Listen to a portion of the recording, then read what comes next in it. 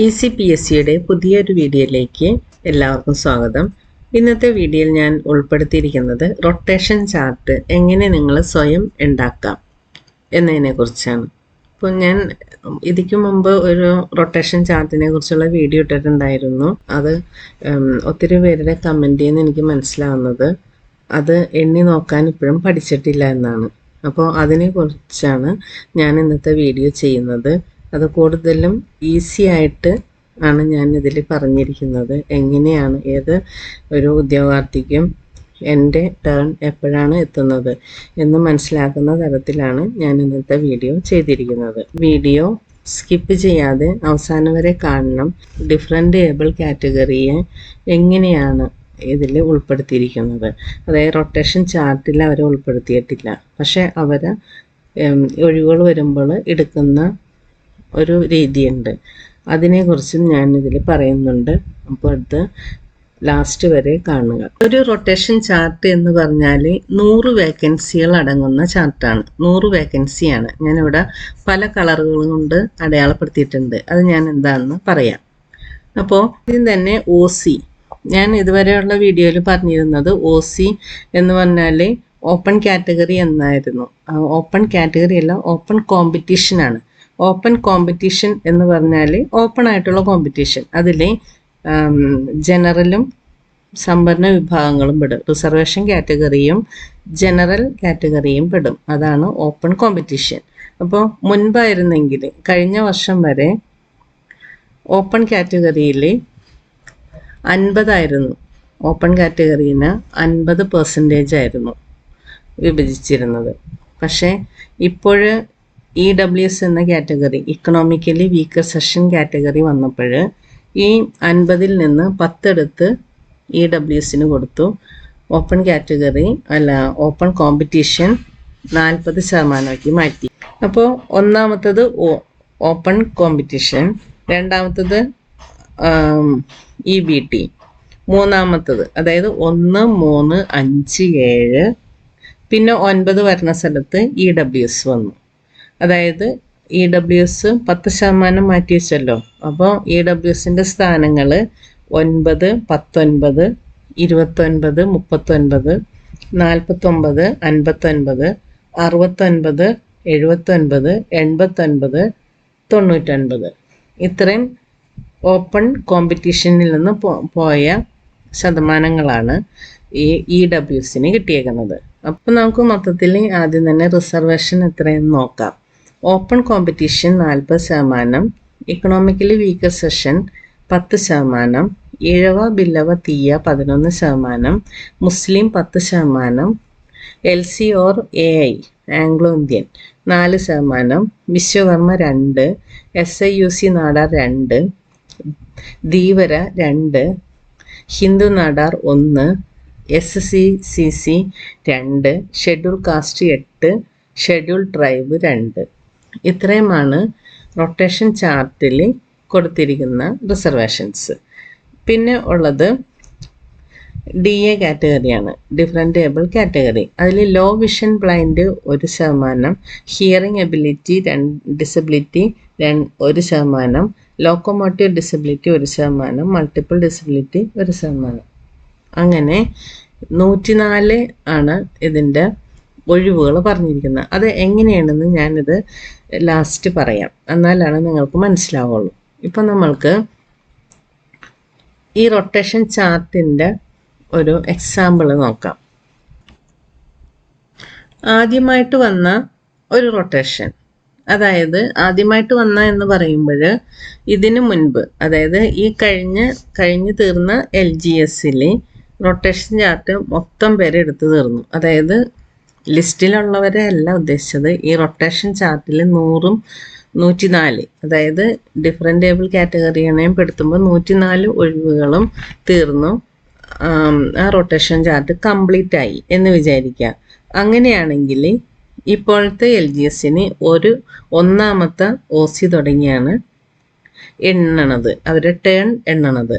അതേസമയം കഴിഞ്ഞ ലിസ്റ്റിൽ ഒരു 90 വരെയാണ്, അതായത് OBC വരെ എടുത്തിട്ടുള്ളൂ എന്ന് വിചാരിക്കുക. OBC വരെ എടുത്തിട്ടുള്ളൂ, 90ാമത്തെ OBC വരെ റൊട്ടേഷൻ ചാർട്ട് എടുത്തിട്ടുള്ളൂ, എടുത്ത് നിർത്തിയൊക്കെയാണ് എന്ന് വിചാരിക്കുക. അപ്പോൾ പുതിയ ഒരു ഈ ലിസ്റ്റിൽ ഇനി, അതായത് ഈ LGS ലിസ്റ്റിൽ ഇനി സ്റ്റാർട്ട് ചെയ്യണത് 1 എന്നല്ല, 91 എന്നാണ്.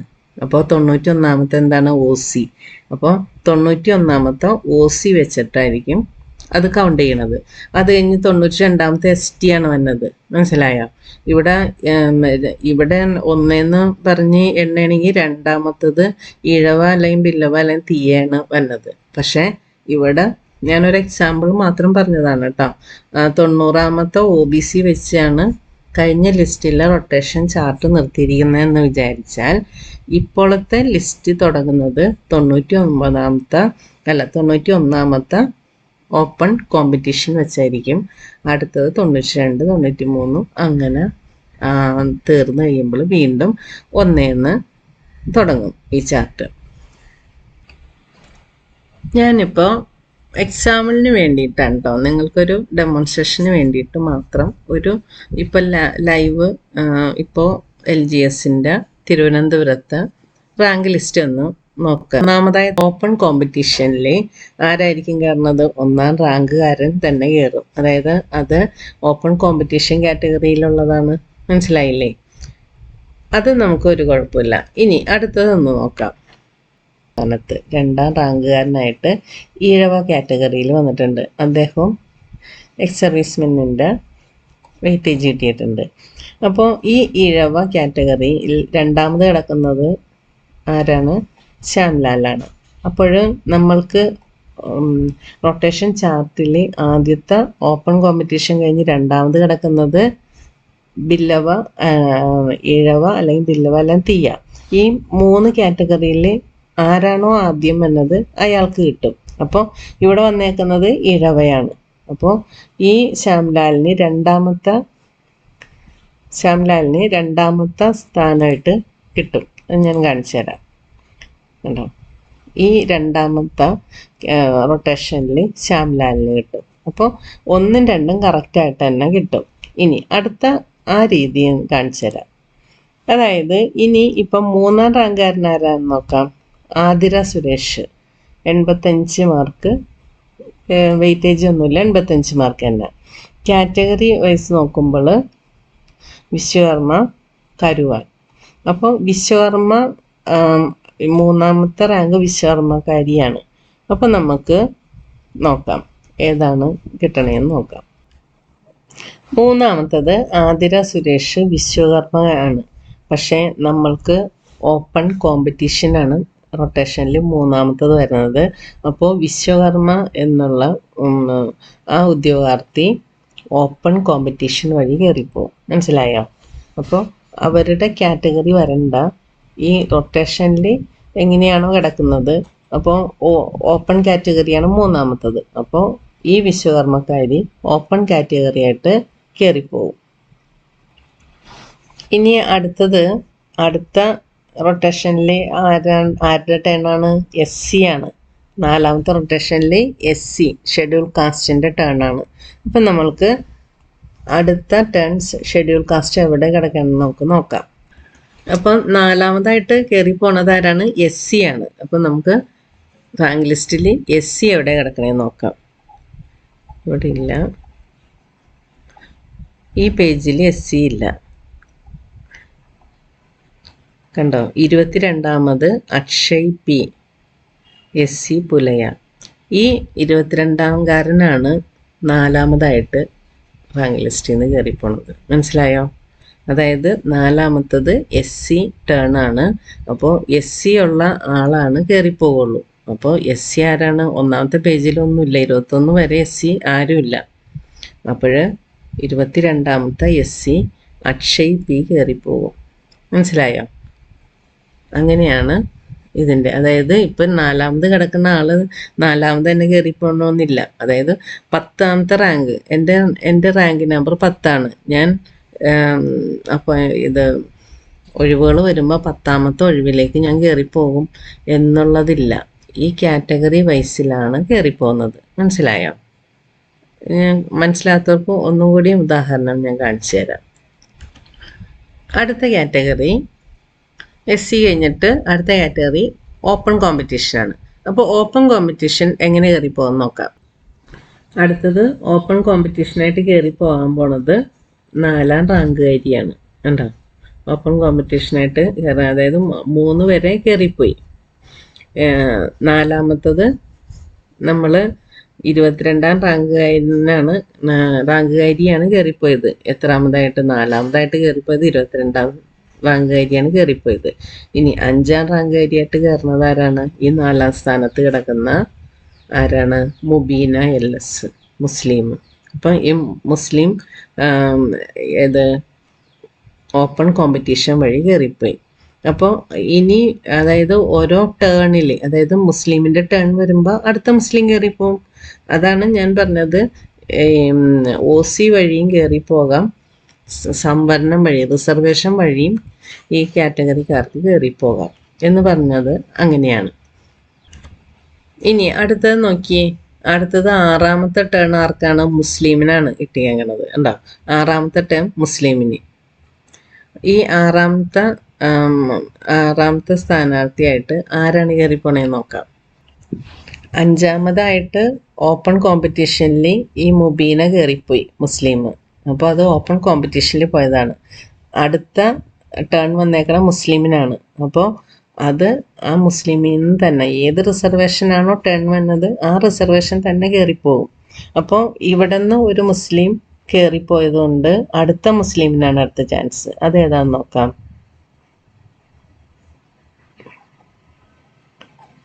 ഇവിടെ എങ്ങും മുസ്ലിം ഇല്ല, ഉണ്ടോ? ഇനി അടുത്തത്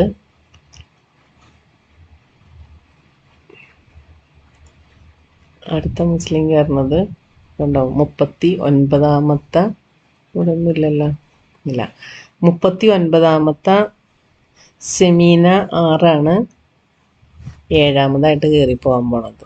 മനസ്സിലായോ? 39ാമത്തെ റാങ്കുകാരി 6ാമതായിട്ട് കയറിപ്പോയിന്ന്. കണ്ടോ, അങ്ങനെയാണ് ഈ റൊട്ടേഷൻ ചാർട്ട് എണ്ണിയെടുക്കുന്നത്. അല്ലാതെ നമ്മൾ 6ാമത്തെ റാങ്കുകാരിയാണ് എന്നും പറഞ്ഞ് 6ാമത് തന്നെ കയറണമെന്നില്ല. അതേസമയം ഭാഗ്യമുണ്ടെങ്കിൽ ഇപ്പം സെമീനയുടെ ഭാഗ്യം കണ്ടോ, 39ാമത്തെ റാങ്കുകാരിയായിട്ട് കിടക്കുന്ന സെമീന 6ാമത്തെ മുസ്ലിമായിട്ട് കയറിപ്പോണുണ്ടോ. അപ്പോൾ അങ്ങനെയാണ് റൊട്ടേഷൻ ചാർട്ട് എണ്ണിയെടുക്കേണ്ടത്. അപ്പം ഞാൻ ഒരു കാര്യം പറഞ്ഞത് ഓർക്കണം, കഴിഞ്ഞ ലിസ്റ്റിൽ ഏത് വരെയാണ് റൊട്ടേഷൻ ചാർട്ട് വന്ന് നിൽക്കണമെന്ന് അറിയില്ല. അതായത് അത് നോക്കേണ്ട സ്ഥലം ഞാൻ കാണിച്ചു തരാം. അതായത് സൈറ്റിൽ കേരള PSC അടിച്ചു കൊടുക്കുക, എന്നിട്ട് അതിൽ സ്റ്റാറ്റസ് ഓഫ് അഡ്വൈസ് എടുക്കുക, നമ്മൾ സെലക്ട് ചെയ്ത് കൊടുക്കുക തിരുവനന്തപുരം. ഏത് ജില്ലയാണെന്ന് വെച്ചാൽ അത് സെലക്ട് ചെയ്ത് കൊടുക്കുക. ആൽഫബറ്റിക് ഓർഡർ LGSൻ്റെ LA ആകുമ്പോൾ LA അടിച്ചെടുക്കുക, ഗോ കൊടുക്കുക. ഗോ കൊടുത്ത് കഴിയുമ്പോൾ തിരുവനന്തപുരത്തിൻ്റെ വരും. അതിൽ last grade servant various Thiruvananthapuram click ചെയ്യുക. അപ്പോൾ ലാസ്റ്റ് എടുത്ത് നിർത്തിയേക്കണ ആ പേജായിരിക്കും കാണുന്നത്. ഈ 18/7/2022 ഇത് ഈ ഡേറ്റിൻ്റെ ഈ കഴിഞ്ഞ ലിസ്റ്റ് നിലയിൽ വന്നത്. അതിൽ നിന്ന് 1063 അഡ്വൈസുകൾ നടന്നു. ലാസ്റ്റ് അപ്പോയിൻമെൻറ്റ് നടന്നത് 2025 ജൂലൈ 7ാം മാസം, അതായത് ജൂലൈ മാസം 23-ാം തീയതിയാണ് ലാസ്റ്റ് അഡ്വൈസ് നടന്നേക്കുന്നത്. അതിൻ്റെ വിവരങ്ങൾ കാണണമെങ്കിൽ താഴേക്ക് സ്ക്രോൾ ചെയ്യുക. ഇവിടെ കണ്ടോ, അഡ്വൈസ് ഓൺ 23/7/2025, അവിടെ ക്ലിക്ക് ചെയ്യുക. ക്ലിക്ക് ചെയ്യുമ്പോൾ അപ്പോയിൻമെൻറ്റ് ചാർട്ട് കാണാൻ പറ്റും. ഉണ്ടാവും കാറ്റഗറി നമ്പർ അന്നത്തെ 2019 അന്നത്തെ ലിസ്റ്റ് കാറ്റഗറി നോട്ടിഫിക്കേഷൻ വന്നത്. അത് സ്ക്രോൾ ചെയ്യാം. ഇതാണ് എത്ര അഡ്വൈസുകളാണ്, നമ്പർ ഓഫ് വേക്കൻസീസ് 78. അപ്പോൾ 78 പേര് ലിസ്റ്റ് ആയിരിക്കുള്ളൂ ഈ കാണുന്നത്. ഇപ്പം ഞാൻ ഏറ്റവും ലാസ്റ്റാണ് നോക്കാൻ പോണത്. ഞാൻ റൊട്ടേഷൻ എവിടെ വരെ എടുത്ത് നിർത്തിയെന്ന് കാണിക്കാൻ വേണ്ടിയിട്ടാണ് ഞാൻ ഇത്രയും സ്ക്രോൾ ചെയ്ത് പോണത്. കണ്ടോ, ലാസ്റ്റ് 77ാമത്തത്. ബാക്കി കുറേ കാര്യങ്ങളൊക്കെ ഉണ്ട്, അത് നമുക്ക് ബാധകമല്ല. ഇപ്പോൾ കണ്ടോ, 95ാമത്തെ OC വരെയാണ് എടുത്ത് നിർത്തിയിരിക്കുന്നത്. ഇനി കുറച്ച് അഡ്വൈസും കൂടി നടക്കുമെന്നാണ് കേട്ടത്. അപ്പോൾ അത് ഈ ഈ ബാക്കിയുള്ള ആ റൊട്ടേഷൻ ചാർട്ട് കംപ്ലീറ്റ് ആകാനായിരിക്കും. അപ്പോൾ ഞാനത് നോക്കണ രീതി പറഞ്ഞു തന്നതാണ്. ഇതിപ്പോൾ നമുക്ക് 95-ലാണ്, ഈ ഓപ്പൺ കാറ്റഗറി 95-ലാണ് ഈ റൊട്ടേഷൻ ചാർട്ട് നിൽക്കുന്നത് എന്ന് കാണിക്കാൻ വേണ്ടി മാത്രമാണ് ഈ പേജ് എടുത്ത് ഞാൻ കാണിച്ചത് കേട്ടോ. അപ്പം നമ്മൾ വീണ്ടും ഈ റൊട്ടേഷൻ ചാർട്ടിലേക്ക് വന്നേക്കാണ്. അപ്പം നമ്മൾ ഇത് OC 7ാമത്തെ OC കയറുന്ന കാര്യം ഞാൻ പറഞ്ഞു. അല്ല, മുസ്ലിം കയറിയ കാര്യം പറഞ്ഞു. മുസ്ലിം കയറിയത് 39ാമത്തെ മുസ്ലിമാണ് കയറിയത്. കാരണം ഏറ്റവും ആദ്യമുള്ള മുസ്ലിം OC ആയിട്ട് കയറി. അപ്പോൾ അടുത്ത മുസ്ലിമിൻ്റെ റിസർവേഷൻ മുസ്ലിമിന് തന്നെ കിട്ടും. അതായത് ഏത് റിസർവേഷൻ കാറ്റഗറി ആണോ അത് തന്നെ വരും. അതിപ്പോൾ മെയിൻ ലിസ്റ്റിൽ ആരും തന്നെ ഇല്ല എങ്കിൽ, ഇത് ഏതോ ഒരു കമൻറ്റ് ഞാൻ കണ്ടായിരുന്നു, വയനാട്ടിൽ മെയിൻ ലിസ്റ്റിൽ ആരും തന്നെ LCയിലില്ല എന്ന് കണ്ടു.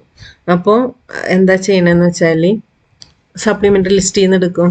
അപ്പോൾ ഇപ്പോൾ ഇവിടെ 8ാമതായിട്ട് LC വന്നു. ഇപ്പോൾ വയനാടിൻ്റെ കേസാണെന്ന് വിചാരിക്കുക. വയനാട്ടിൽ LC 8ാമതായിട്ട് ആ LC കാറ്റഗറിയിൽ ആദ്യത്തെ LC-കാരി കയറി, അല്ല SC-കാരനോ കാരിയോ കയറിപ്പോവും. മനസ്സിലായോ? അതായത് മെയിൻ ലിസ്റ്റിൽ ആ റിസർവേഷൻ ഇല്ല എങ്കിൽ അടുത്ത ഇത് ചാൻസ് വന്നത് സപ്ലിമെൻ്ററി ലിസ്റ്റിലേക്കാണ്. മനസ്സിലായോ?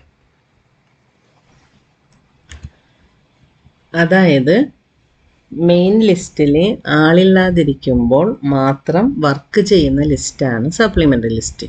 സപ്ലിമെൻ്ററി ലിസ്റ്റ് അവിടെ ഇട്ടേക്കുന്നത് മെയിൻ ലിസ്റ്റിൽ ആളില്ലാതെ വരുമ്പോൾ എടുക്കാൻ വേണ്ടിയിട്ടാണ്. അപ്പോൾ വയനാടിൻ്റെ കേസിൽ ഇപ്പോൾ എന്താണെന്ന് വെച്ചാൽ സപ്ലിമെൻ്ററി ലിസ്റ്റിലെ 1ാമത്തെ LC കയറിപ്പോവും. അപ്പം ഞാൻ വേറൊരു കാര്യം കൂടി മുൻപത്തെ വീഡിയോയിൽ പറഞ്ഞിട്ടുണ്ട്. ഈ 1ാമത്തെ LC വേറെ ജോലി കിട്ടി പോയിട്ടുണ്ടെങ്കിൽ ആ LCയുടെ സ്ഥാനത്തേക്ക് 2ാമത്തെ LC കയറും. മനസ്സിലായ?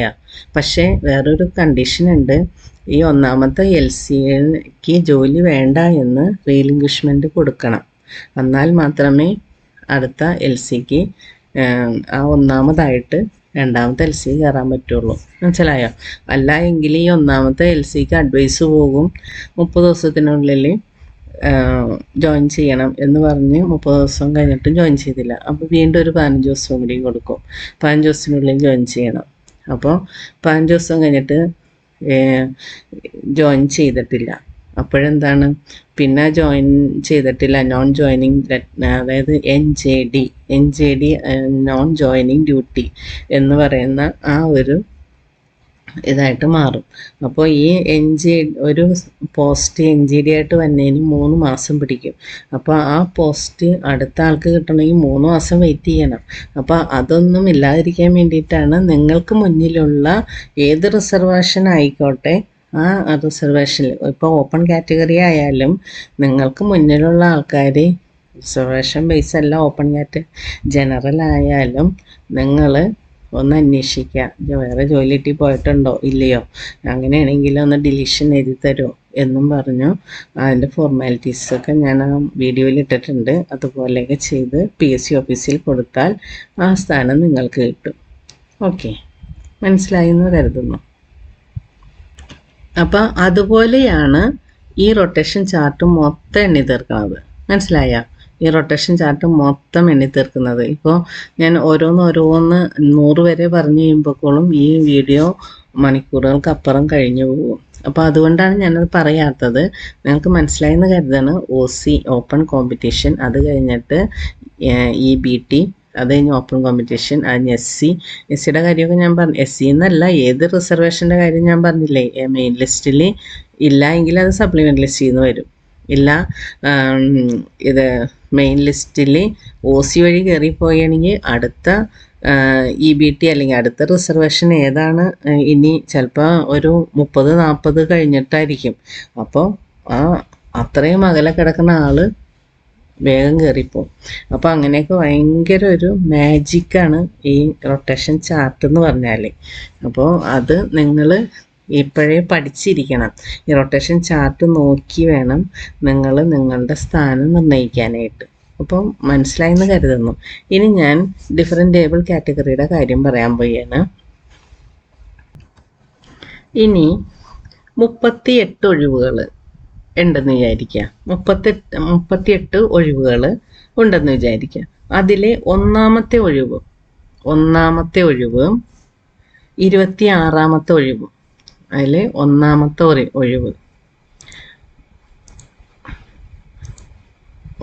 ഒഴിവ് ഏതാന്ന് നോക്കാം. ഉണ്ടോ ഇവിടെ ഒന്നാമത്തെ ഒഴിവ്. പിന്നെ 26ാമത്തെ ഒഴിവ്.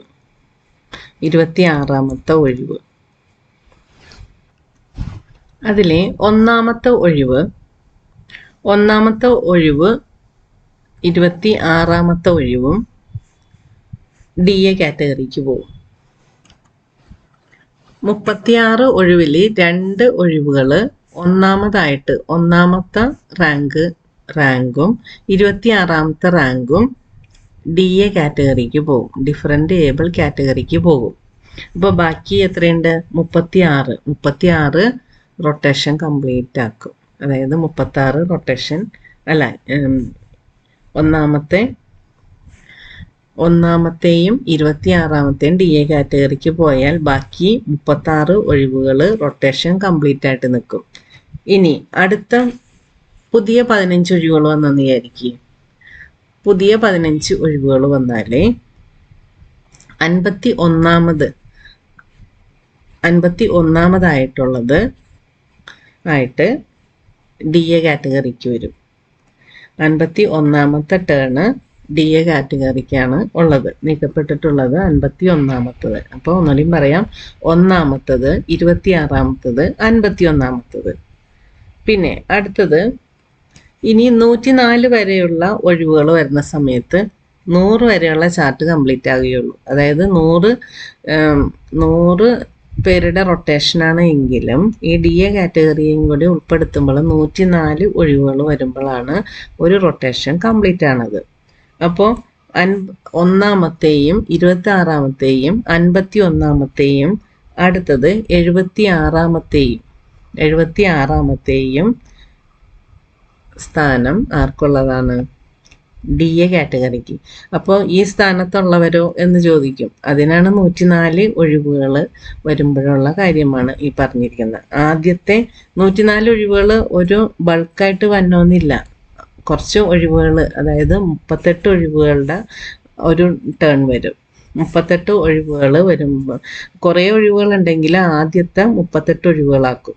എന്നിട്ട് ആ ഒഴിവുകളിൽ 2 ഒഴിവുകൾ DA കാറ്റഗറിക്ക്, ബാക്കി 36 സാധാരണ റൊട്ടേഷൻ പോലെ വരും. അത് കഴിഞ്ഞിട്ട് 15 ഒഴിവുകൾ, അതിൽ 51ാമത്തെ റൊട്ടേഷൻ DA കാറ്റഗറിക്കാണ്. അത് കഴിഞ്ഞിട്ട് 104 ഒഴിവുകളുടെ ഒരു ടേൺ വരും. ആ 104ൽ 76ാമത്തെ കാറ്റഗറി DA കാറ്റഗറി ആയിട്ട് കയറിപ്പോവും. ഇങ്ങനെയാണ് ഈ DA കാറ്റഗറിയുടെ റൊട്ടേഷൻ ഉള്ളത്, അല്ലാതെ റൊട്ടേഷൻ ചാർട്ടിലില്ല. അപ്പോൾ DA കാറ്റഗറിക്കാർ ഒന്നുകൂടി ശ്രദ്ധിക്കുക. 1ാമത്തെ റൊട്ടേഷൻ, 26ാമത്തെ റൊട്ടേഷൻ, 51ാമത്തെ റൊട്ടേഷൻ, 76ാമത്തെ റൊട്ടേഷൻ എന്നിവയെല്ലാം DA കാറ്റഗറിക്കുള്ളതാണ്.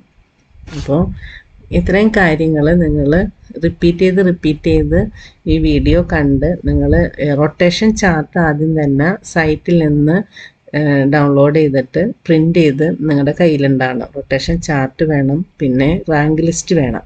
എന്നാലാണ് അതിൽ പെൻസിലും കൊണ്ട് അടയാളപ്പെടുത്തി ഓരോന്നോരോന്ന് അടയാളപ്പെടുത്തി വേണം അത് നിങ്ങൾക്ക് കണക്കൂട്ടാനായിട്ട്. അപ്പോൾ റഫ് വർക്കൊക്കെ ചെയ്ത് കഴിഞ്ഞിട്ട് ഫെയറായിട്ട് നിങ്ങൾ വീണ്ടും റൊട്ടേഷൻ ചാർട്ട് നിങ്ങളുടേതായ രീതിയിൽ എഴുതിയെടുക്കുകയോ അല്ലെങ്കിൽ വീണ്ടും പ്രിൻ്റ് ഔട്ട് എടുത്ത് അതിൽ നിങ്ങൾ ഇത്രാമതായിട്ട് കിട്ടും എന്ന് നിങ്ങൾ ഫൈനലൈസ് ചെയ്ത് അടയാളപ്പെടുത്തുകയും അതിനു വേണ്ടിയിട്ട് മുന്നിലുള്ള ആൾക്കാർക്ക് ഡിലീഷൻ ഉണ്ടോ ഇല്ലയോ എന്ന് അന്വേഷിച്ച് നടക്കുകയും പിന്നെ ഒഴിവുകൾ കറക്റ്റ് സമയങ്ങളിൽ റിപ്പോർട്ട് ചെയ്യുന്നുണ്ടോ എന്നും നിങ്ങൾ ഹാർഡ് വർക്ക് ചെയ്തിരിക്കണം. ഒഴിവുകൾ കറക്റ്റ് ടൈമിൽ റിപ്പോർട്ട് ചെയ്യാൻ വേണ്ടുന്ന കാര്യങ്ങൾ ഞാൻ അടുത്ത വീഡിയോയിൽ പറയാം.